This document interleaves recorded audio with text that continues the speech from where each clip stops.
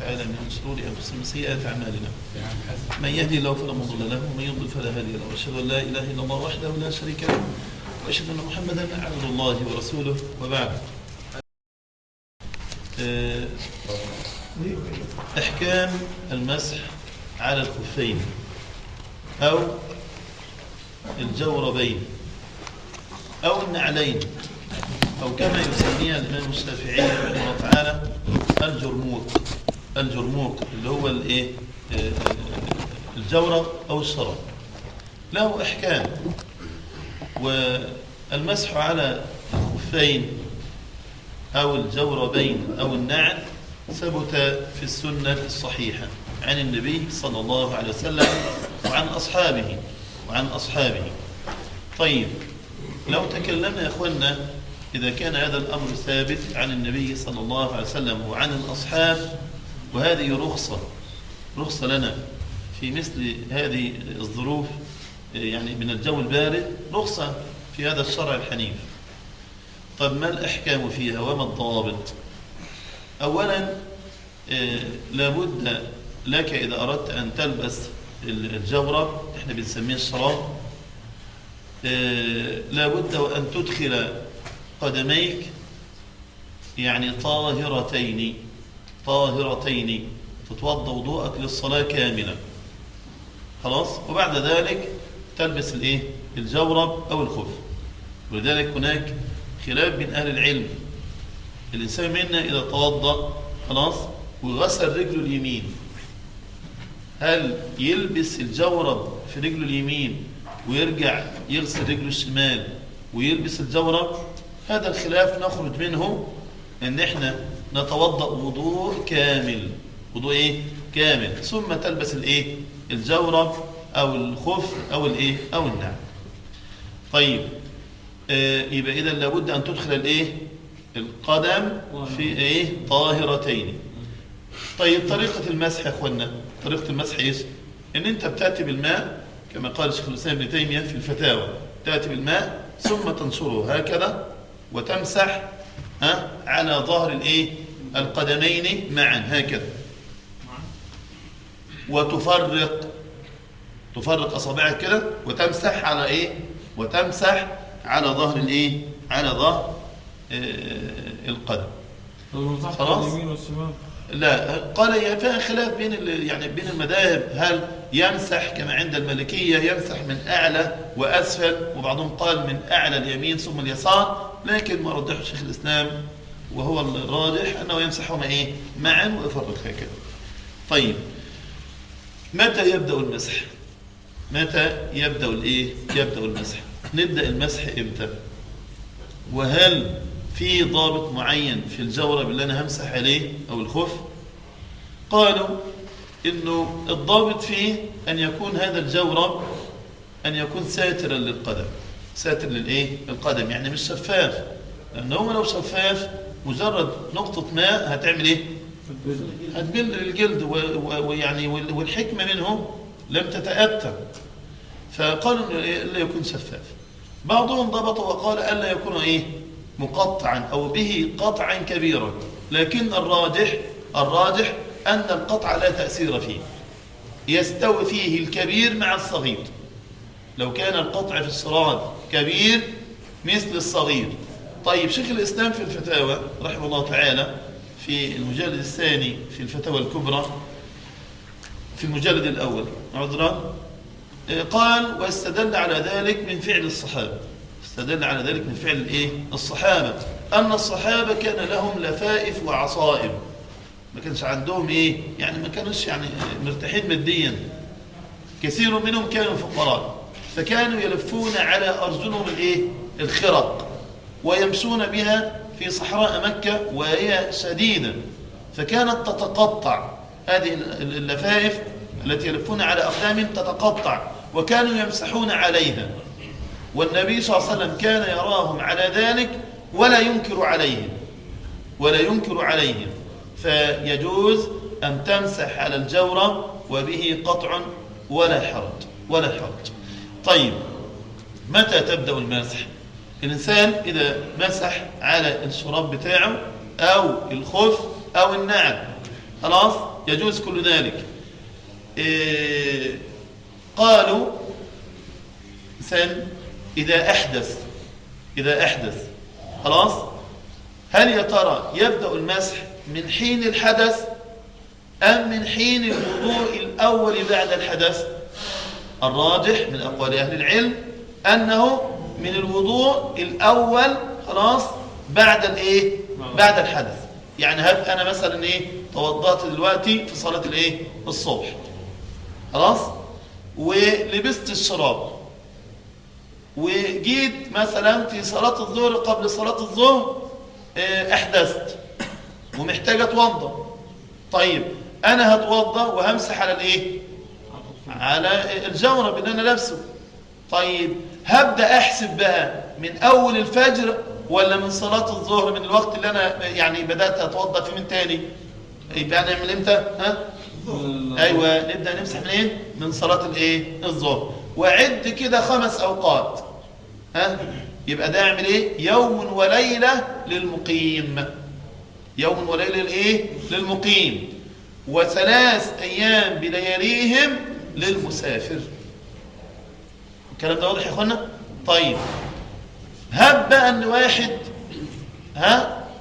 مسافر هيمسح 3 ايام بلياليهم، وسافر يومين، وبعدين في اليوم الثالث قبل ما يعدي اليوم الثالث رجع بلده وأصبح مقيم، يكمل اليوم الثالث في بلده ولا ما يكملش؟ لا ما يكملش، لأنه أصبح أصبح مقيم، ما يكملش. يخلع الجورب بتاعه ويتوضأ وضوء كامل. طيب واحد مثلا كان مسافر، كان مقيم، معلش كان مقيم وتوضأ ومسح على مسح على الجورب بتاعه، بدأ المسح بتاعه، وأثناء اليوم الأولاني سافر، أصبح بقى في إعداد السفر اهو.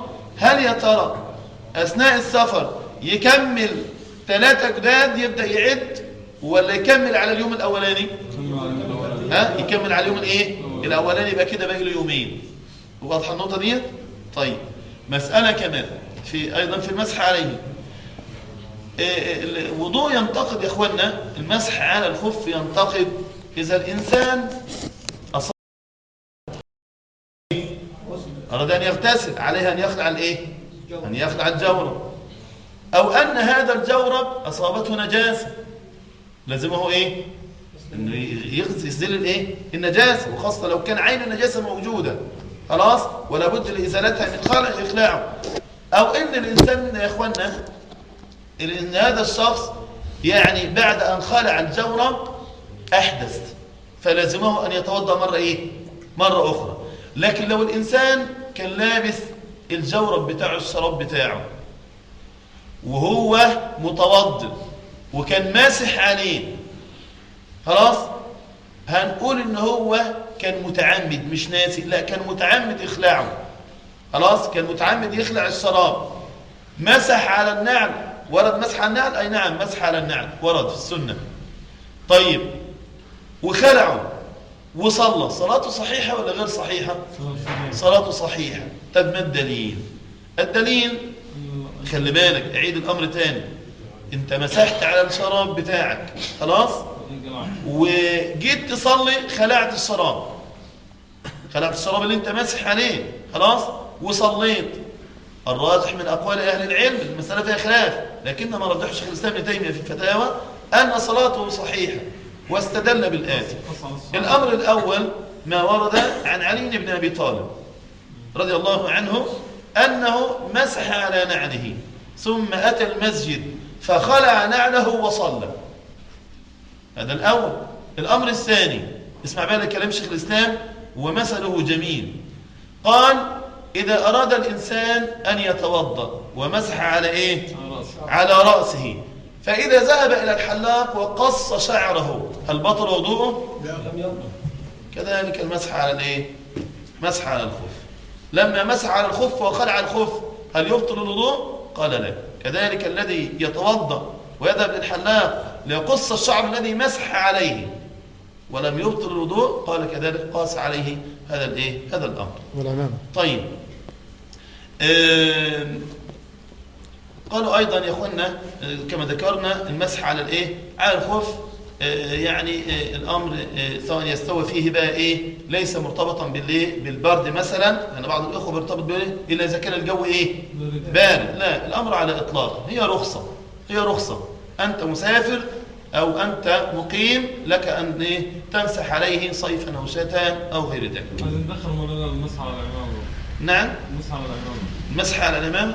المسح على الإمامة سنة وهو جائز في الشرع، لكن لها ضوابط وفيها تفصيل. عمامة النبي صلى الله عليه وسلم كانت 7 كور هكذا عظيمة، 7 كور. والعمامة يا أخواننا لا تسمى عمامة إلا إذا كانت مرتبطة من أسفل الحنك. بعض أخواننا لما يلف العمامة على دماغه زي الجماعة الصعيدة بتوعنا في البلد كده، لا، زيدها بقى ان ايه؟ يبقى لا لفه من تحت. انت واخد بالك؟ 7 كور ومعاها لفه ايه؟ لفه من تحت. عشان كده كان صعب انها تخلع. هكذا تكون العمامه. فكان صلى الله عليه وسلم اذا توضأ مسح على العمامه مع الناصيه، يمسح على الناصيه وعلى الايه؟ وعلى العمامه ويكمل العمامه. عشان كده الشيخ ابن عثيمين في الشرح الممتع قال لا يجزئ المسح على العمامة فقط، لا، تمسح على ايه؟ جزء منين؟ الناصية كده وتكمل على ايه؟ وتكمل على العمامة وتكمل على العمامة. وأيضا قال رحمه الله تعالى، وهذا أيضا من فتاوى شيخ الإسلام ابن تيمية، حتى أنه أجاز، وكذلك عند ابن حزم قال المسح على القلنسوة. بعضهم قال لا، ده شيء سهل هين طريا ان انت تقدر تخلعه وتمسح. قال أيضا فإن الحكم عام يجوز مسح عليه، ولكن مع ايه؟ مع الناصية. طيب، بمناسبة الكلام، إنسان واحد يعني ايه؟ مظبط شعره، لا، جل هيمنع، جل والزيت ده يمنع، لكن لا، احنا هنقوله ايه؟ هو عامله يعني ايه؟ مسرحه تمام خالص. ويعني ايه لو السنه ان انت تعمل ايه؟ انت تبين ايدك كده خلاص وتاتي للخلف ثم تاتي الايه؟ للامام. لو عمل كده ينعكس الشعر، يعمل ايه؟ ورد النبي صلى الله عليه وسلم ورد عن النبي صلى الله عليه وسلم. انتوا عارفين النبي كان بيصرح ازاي؟ صلى الله عليه وسلم له طريقتين، طريقه قبل البعثه وطريقه بعد البعثه. قبل البعثه كان يعني ايه؟ يقلد فيها اهل الكتاب. ان هو كان بيعمل ايه؟ كان بيسرح شعره للايه؟ للامام. وبعد البعثه كان يفرقه صلى الله عليه وسلم نصفين. ورد ايضا من حديث ابي هريره واظن عائشه ان لم تكن خانت الذاكره، يعني ان النبي صلى الله عليه وسلم ورد عنه انه توضأ وفرق شعره، وما بوظ التسريح. سبحان عظيم، ما ايسر هذا الدين. طيب، المرأة قال ابن القيم رحمه الله تعالى في زاد المعاد عن مسح المرأة قال، وكذلك نقل ذلك الشيخ ابن عثيمين رحمه الله تعالى، قال أنه قد صح عن عائشة أنها كانت تمسح على رأسها من أسفل الخمار. كانت تمسح على رأسها من أسفل إيه؟ من أسفل الخمار. وإن كان بعضهم قال ولها أيضا أن تمسح على مقدمة إيه؟ الناصية، الرأس مع الإيه؟ مع الخمار. لكن نقلوا عن عائشة هذا الإيه؟ هذا الفعل. طيب، من ضمن الأحكام في البلد يا أخواننا جمع الصلوات. جمع الإيه؟ جمع الصلوات. جمع الصلوات مسألة منقسمة إلى شقين. الشق الأول أنه من حديث عبد الله بن عمر كما في الصحيحين أن النبي صلى الله عليه وسلم كان يجمع من المطر والسفر. من المطر والإيه؟ والسفر، يعني إذا كان يوم، والبرد كذلك، إذا كان مطر أو إذا كان برد أو كان سفر، فكان يجمع بين إيه؟ بين الصلوات، صلوات النهار الظهر والعصر، وبين صلوات الليل إيه؟ المغرب والعشاء. هذا الشق الأول. وقدروا يا أخوانا البرد والمطر على العرف. يعني ايه على العرف؟ إن الناس تشهد بأن هذا البرد يكون شديد مما يستوجب الجمع. أديك مثال على البرد. ما ورد في الصحيحين في قصة غزوة الخندق، لما نادى النبي صلى الله عليه وسلم على أصحابه: من يأتينا بخبر القوم ويكون رفيقي في الجنة. في سوالة واحد من الصحابة قام. انت متخيل؟ ده النبي عليه الصلاة والسلام بيعمل ايه؟ بيقول للصحابة: الذي يأتيني بخبر القوم، يجيب لنا أخبار قريش، يكون رفيقي في الجنة. هذا وعد من النبي صلى الله عليه وسلم. ومع ذلك الصحابة من شدة البرد لم يستطع أحد أن يقوم من مقامه، حتى قالها النبي 3 مرات. والصحابة من شدة البرد، أنا عايز تتخيل شدة البرد أو تتخيل البرد اللي هم كان فيه، خلاص، حتى وعد بالجنة ولم يقم صحابي واحد، حتى قال النبي لسيدنا حذيفة بن اليمان: قم يا حذيفة. فلما سمع قال: فلما قال قم يا حذيفة ما كان من بد من طاعة الله وطاعة رسوله، خلاص. ثم أنه لما ذهب إلى إلى يعني هذا حزب الكفار سبحان الله، وكأنه في تنور في فرن، حتى عاد لما رجع قال: بدأت أشعر بالبرد. يعني لما راح لهم كده يقول كنت وكأن في سونا. لما رجع سبحان الله. الشاهد من يا اخواني، انا عايز يشوف مقياس البرد اللي هم كانوا اللي كانوا فيه. طيب، الامر الثاني ان في حالة البرد الشديد والمطر الشديد، خلاص، يجوز ذلك.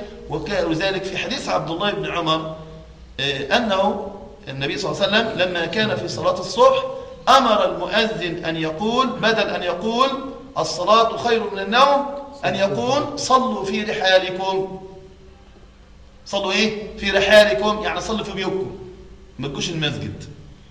لكن لو هم في المسجد في صلاة المغرب مثلا، خلاص، والمطر شديد، خلاص، والبرد شديد، ويقدر ذلك بقدره، خلاص، لهم أنهم يجمعوا المغرب والعشاء فين؟ في المسجد هذا. لكن إذا كانوا مثلا في البيت مثلا وكان هذا هو الحال، نادى المؤذن أن صلوا في رحالكم في أماكنكم. طيب، مسألة ثانية أو الشق الثاني، حديث عبد الله بن عباس أن النبي صلى الله عليه وسلم جمع من غير مطر ولا برد، من غير مطر ولا برد. فلما سئل عن ذلك قال: أراد ألا يحرج أمته. أراد ألا يحرج أمته. وهذه رخصة عظيمة، والله رخصة عظيمة في الدين. وأضرب لك أمثلة. واحد جاي من سفر وجاي تعبان، وجاء مثلا على صلاة الظهر، وعارف نفسه إنه هو عبل ما يصلي الظهر مفيش ساعة والعصر هيأذن، خلاص، أو ساعة ونص. لو نام هيقوم المغرب وهيضيع على صلاة العصر. يعمل يجمع الظهر والعصر، خلاص، جمع تقديم، وينام. طب على فرض ان هو قام قبل المغرب، لسه في وقت العصر اهو، يعيد العصر الثاني؟ لا. ان الله نهاكم عن الربا ولا يرابى. ما يجمعش عليه حاجتين مرة واحدة. جمع كامل يا شيخ مش خاص. نعم. لا، يجمع جمع كامل، يجمع جمع كامل طالما انه مش في سفر. طيب، لكن جمعه دكتور بيعمل عملية، ووقت العملية هيطول، خلاص، هو هيدخل قبل العصر قبل المغرب مباشرة، وانت عارف الوقت ما بين المغرب والعشاء قصير، والوقت هيطول، هيضيع منه هيضيع منه المغرب. وفي نفس الوقت مسحوم، ما ينفعش يأجل الكلام ده. يعمل يجمع المغرب والعشاء مثلا في صلاة في صلاة المغرب، او المغرب والعشاء في صلاة في صلاة العشاء. اراد الا يحرج امته. واحد تاجر وعنده واليوم ده النهارده مثلا عنده بينزل بضاعة مثلا او بيجرد او غيره، وهيشغله امر شديد اهو، خلاص، لعله يفوت عليه هذا امر الصلاة، خلاص. لكن الصلاة النهارية الوحدية او الليلية الوحدية يجوز له الجمع. اراد الا يحرج امته كذلك، سبحان الله. كل هذه إيه؟ كل هذه رخص من رخص الدين، ويعني من أيسرها. وذلك دائما اصحب معك قول سفيان الثوري رحمه الله تعالى: الفقه في الدين. يعني ايه الفقه؟ قال: الفقه في الدين الرخصة من عالم، وإلا فالتشدد يجيده كل أحد. تشدد أي حد يقول لك حلال وحرام، لكن الفقه رخصة من ثقة. الرخصة من ثقة. إن استطعت ألا تحك جلدك إلا بدليل فافعل. سيدنا سفيان كان يقول كده: إن استطعت ألا تحك جلدك إلا بدليل فافعل. فالفقه رخصة من ثقة. يعني رخصة من ثقة يعني يقول لك والله تعمل الحاجة ديت بالدليل الفلاني يرحمك الله، ما تعملش الحاجة ديت لأن الدليل الفلاني. هو ده الفقه يا أخوانا، إن أنت تكون عندك رخصة إيه؟ من ثقة، أي رخصة بدليل. وإلا فلك قول الشافعي رحمه الله تعالى حينما قال: لو تتبعنا رخصة كل عالم لم يستقم لنا دين. لو تتبعت رخصة كل مذهب لن يقوم لك إيه؟ لن يقوم لك دين. وصلى الله على نبينا محمد والحمد لله رب العالمين. جزاكم الله خير.